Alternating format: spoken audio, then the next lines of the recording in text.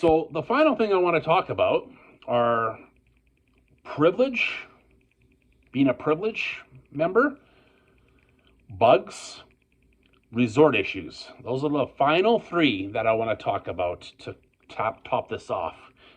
Now, when you're a privileged member, the differential notice that you'll see is you'll receive a gray band, whereas a non-privileged member will have a white band. So that's the difference. And trust me, they will not, unless for some reason they have a reason to let you in there, they will not serve you in the privileged air anywhere in the privileged lounge or in the bar, pool area. If they see that you're there, they will kick you out. So as well as anywhere else that may allow that. So just a heads up on that. To me, it was definitely worth getting that extra couple $100 to get that privilege, because you get a little bit more, and perks are probably a little bit better. Again, I didn't notice a difference between, I wouldn't have noticed the difference in some of the other stuff I mentioned about, like Wi-Fi and such. But even just getting a free 20-minute massage added a little bit more, and then boom. One thing I did say about privilege is, one thing I didn't mention about that was I noticed that I didn't ask them. One thing I didn't do was ask them at the massage if I do get my discounts, because I did say that I did mention at the beginning you get discounts on being at the spa. I regret not asking, because I should have. And that was my mistake. Now, there were several people that were staying at the resort that were causing problems like fights or drunken obnoxiousness. There was this one guy by the name of Adam, as I mentioned a couple times. I became fast friends with him, but a lot of times I noticed in the evenings after, he's been drinking all day, having his cervezas, blah, blah, blah. He just seemed to start changing when he would, he normally said he wouldn't drink anything other than cervezas because he notices a change in himself. But sometimes he started to have a few drinks where it wasn't cerveza. And I noticed a huge difference when they told him they didn't have any more. And he'd come sit there and he would stew. And then he would start sometimes causing fights here and there. I know at one point he did fight with this local that was staying at the resort, where he bumped into the local's wife, and he got pretty angry with him for not apologizing or whatever. Should have just apologized, but the way he just refused to do it, and the guy basically laid him out. It happened also with these four guys that I met. They seemed okay at first, but then on numerous occasions, there was this one guy that was actually there who was very obnoxious the first time I saw him. Just constantly very loud and obnoxious, basically. I just wanted to say that part because that's what happened. And the next day after that, he was fine. He wasn't so noisy. He was a little loud at times, but nothing too obnoxious. He actually would have laid out one of these guys. There was some stuff going on between them, and I don't know what it was, but he said to him at one point when he came up, the guy that was causing problems, the obnoxious guy said, "You know what, get the heck out of here, otherwise I'm going to knock you out." And eventually that other guy left. There was issues before I even saw what was happening. Just one thing or another. They didn't even know, security didn't have any idea what to do. The security seemed pretty, unfortunately, useless for that part. So they brought in, at first they didn't know what to do. So what do? They brought in a bunch of big burly, guys to hang around that area while they were doing music and stuff like that. So I think the problem was, what did we do? When they brought these guys in, they were kind of looked like bouncers. I don't know if that's what they were doing for a living, but that's what they look like. They look like big burly bouncer guys. So things had calmed down, and then eventually Adam did leave about 4 days before I was done. So it was so much calmer. And those other guys, they left. I don't know what happened, but they left. for some reason. So thankfully things went better, calmer. But the time that they had those guys in, they were trying to keep things cool. So thankfully things were good shortly thereafter. So as for the bugs, during my 2 weeks, you know, I like seeing people with these red dots on their legs and such. And I'm like, holy crap. And the one guy that was there, literally only a day or two, and he had tons of bug bites from the basically the waist down. You wear your shorts, they'll tend to happen. And I got a bunch on my legs as well, more on my right side than my left side, which I can show you a picture because I have at least one picture that I took. It's pretty interesting. They're basically little sandflies. These ones are sandflies. And then I got a couple mosquitoes that bit me in the evening at one point. So the bug bites are like sandflies or something, right? So I ended up getting a bunch. So I'll show you the picture, like I said.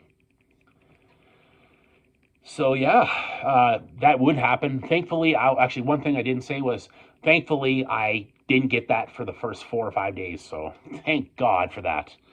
But yeah, I ended up getting those bed bugs. My sister thought they were bed bugs, but they're not. When she saw the picture of I showed my legs. Are you sure they're not bed bugs? No, they're not bed bugs. I've had bed bugs and I know they're not bed bugs. I checked my bed too. My bed was fine.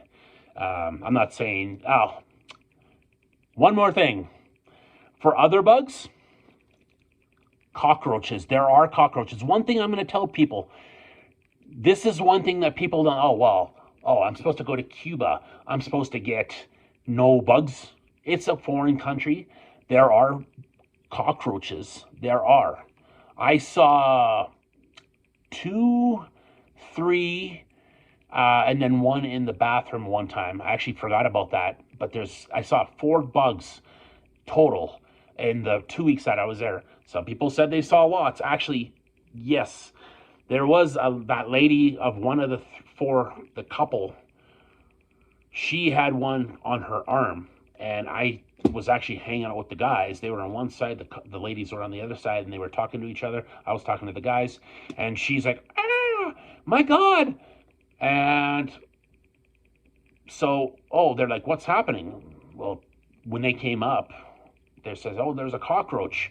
It crawled up her arm." So there are cockroaches. They did try to deal with it by spraying here and there throughout the resort, specifically in a lounge area, or in that lounge area, the bar lounge, on several occasions. So they were treating it. So I did, like I said, I saw a total of about 4 bugs. Apparently, there were people that saw them in the food area. I never saw anything except for that actually is not true. I saw 2 of them were in the privilege lounge, but the whole time I was there, I never saw anything otherwise until the end of the trip, basically. The last 2 or 3 days, I saw 2 of them on the privilege lounge. One was crawling underneath the table, and then later that day, I saw another one actually. It might have been the same one, actually. So when they were cleaning that area, and they did a really thorough job, she killed it. The cleaning lady, she killed the bug. But I have to tell you, if people go to Cuba, expect it. But especially the cockroaches, yeah, it might be a little gross when they're in the food area, but expect it. It's a foreign country. It's like saying you're in a city that's minus 30 out and not expecting to be minus 30 out. There's always a possibility. It's a foreign country. It is a foreign country. There are mosquitoes as well. Like I said, I got mosquito bites later on as well. Thankfully, near the end of my trip, the last week or so. But yes, overall, one thing I want to say is overall, the privilege lounge was pretty consistent. So I loved that about that.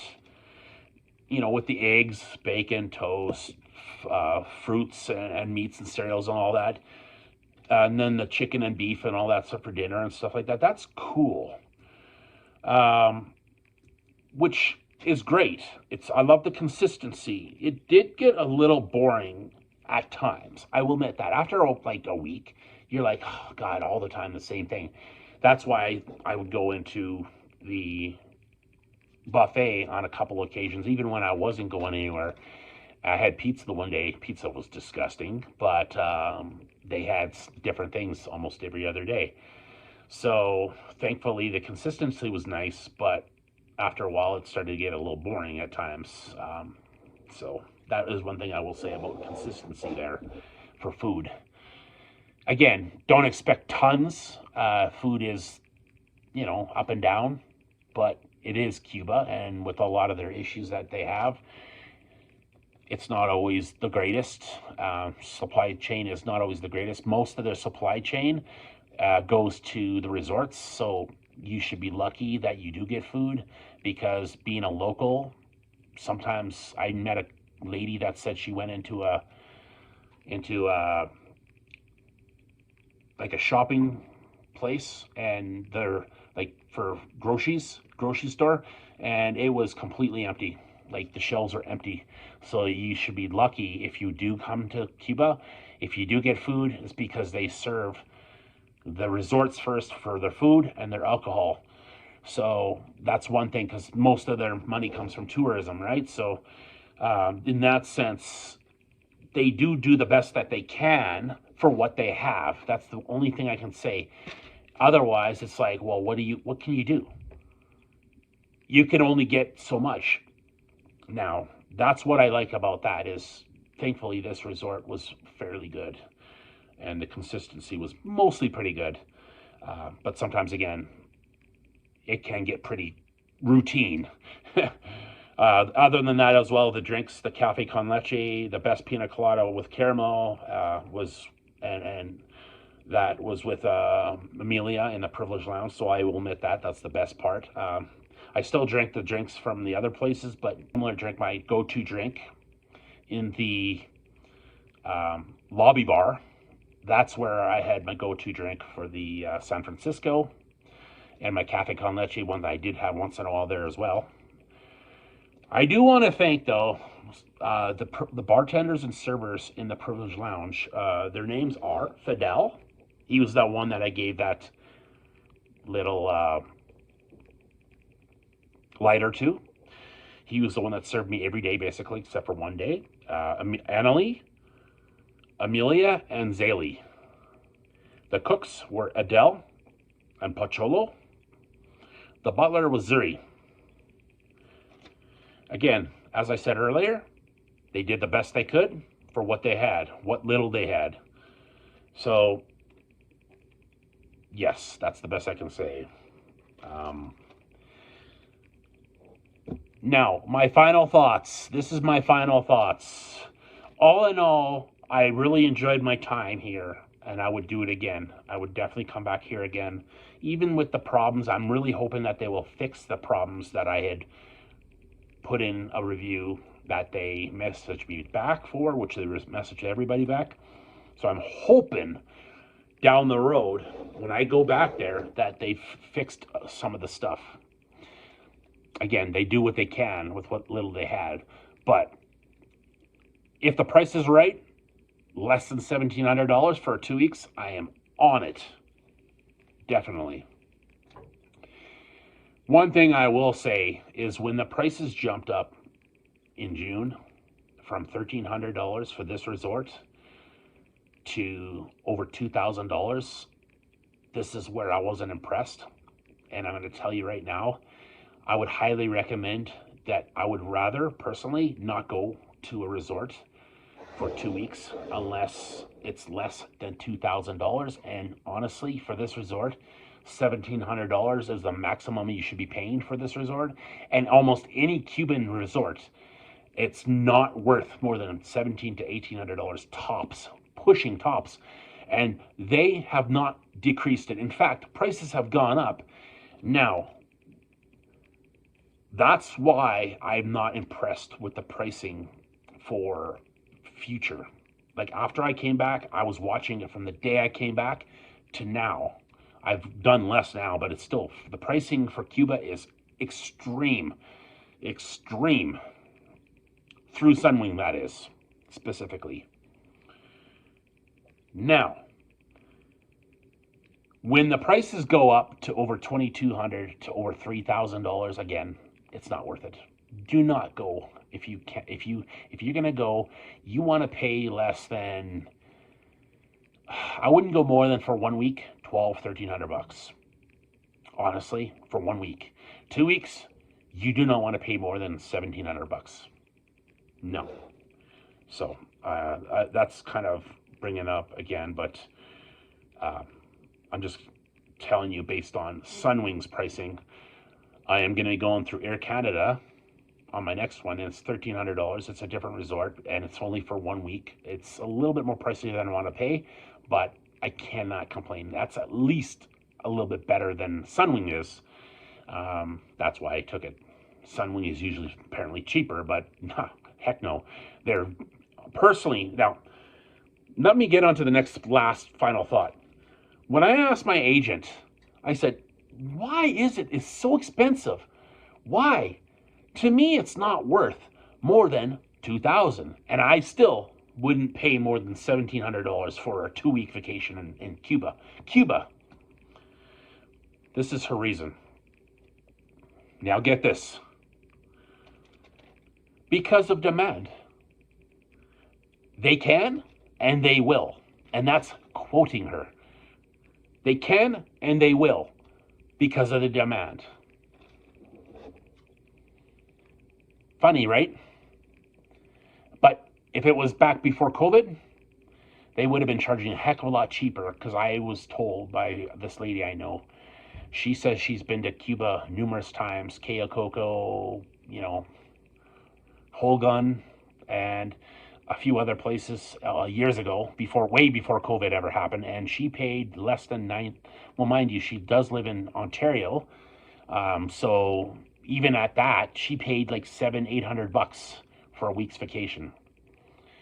Now you're paying about $900 still from Ontario side of Canada.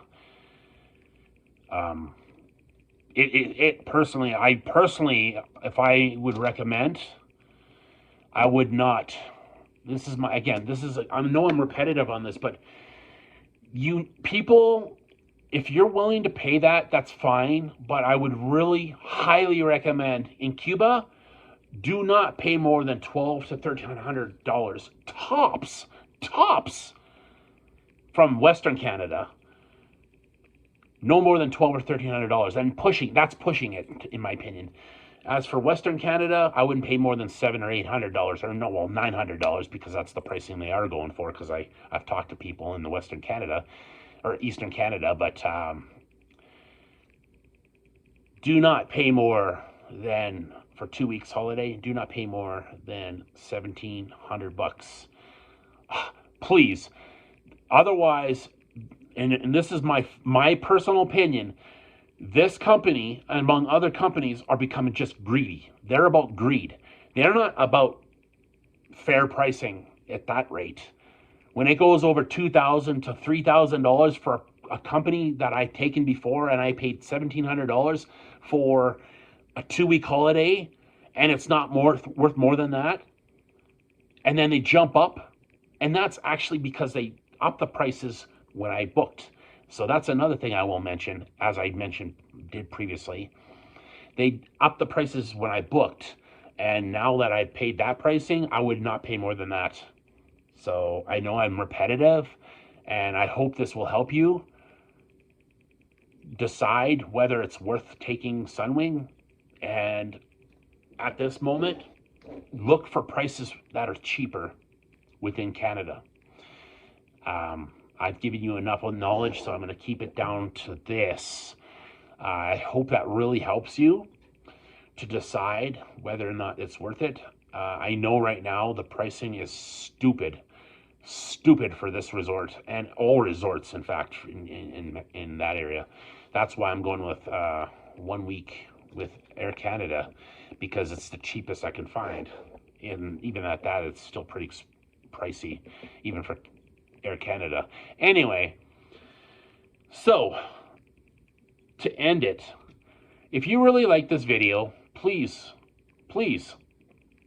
give it a thumbs up, subscribe to my channel, hit that notification bell. I try my best to put out fairly regular content, and Also, I would appreciate it, highly appreciate it. Below, please leave a comment of what you think about my review. I'm trying to constantly change it up and improve it a little bit and whatnot. So please, again, hit the bell or hit that thumbs button and subscribe to my channel and leave a comment. I really love to know what you guys think about this video. I hope I've given you a lot of knowledge. It is a long video, I know, but I really hope you guys enjoy it, and I've given you a lot of knowledge of what I've experienced. So thank you very much. I will see you in the next video. Have a good one. Ciao for now.